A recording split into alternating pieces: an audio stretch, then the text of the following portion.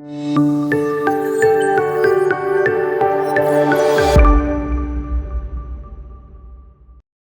ఈ systematic investment plan ద్వారా మనం ఎవ్రీ మంత్ ఎంత ఇంట్రెస్ట్ తీసుకోవచ్చు అంటారు?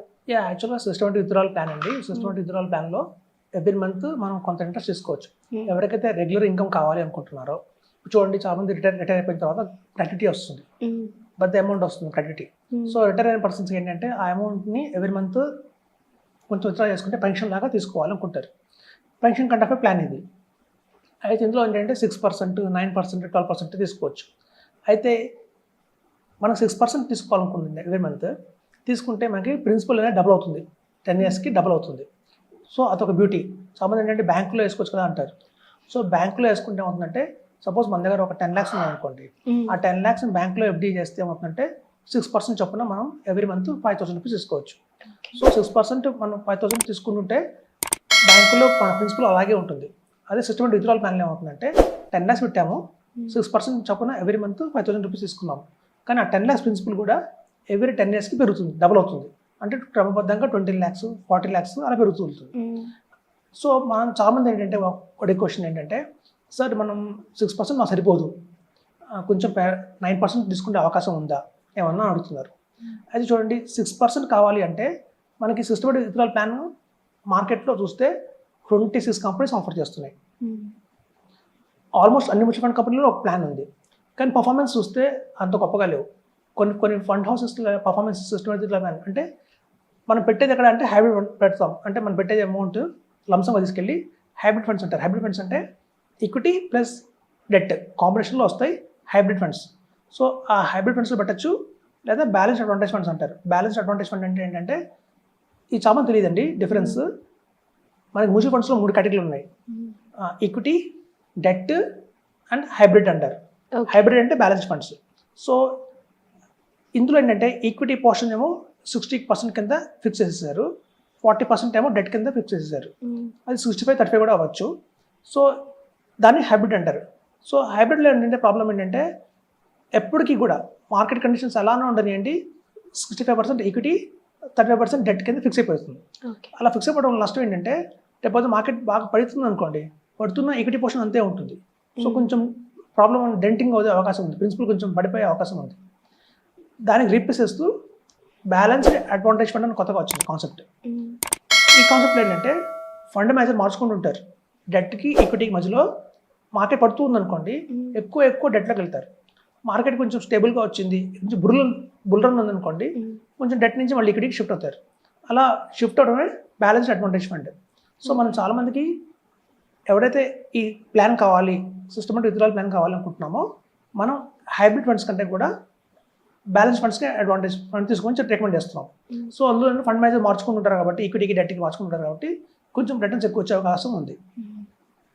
అయితే ఇప్పుడు ఎవరికైతే 6% కావాలనుకున్న వాళ్ళకి యునానిమస్గా వాళ్ళు పెద్ద ఫండ్ హౌస్ని ఆ ఫండ్లో ఉన్న పర్ఫార్మెన్స్ని చూడకుండా ర్యాండమ్గా ఏదైనా మంచిది సెలెక్ట్ చేసుకుని వస్తుంది, 6% గ్యారంటీగా వస్తుంది మ్యూచువల్ ఫండ్స్లో. At the same time every 10 years double అవుతుంది. ఎవరికైతే అధికంగా కావాలనుకుంటున్నారో, 9% మాకు కావాలి అనుకుంటున్నారో ఎవ్రీ మంత్, 9% అంటే చూడండి, ఇప్పుడు ఎవరన్నా 50 lakhs పెట్టారనుకోండి, 50 లక్షలు పెట్టారనుకోండి, 50 లక్షలకి మనకి ఎంత వస్తుందంటే 37,500 వస్తుంది. 9% చొప్పున 37,500 వస్తుంది.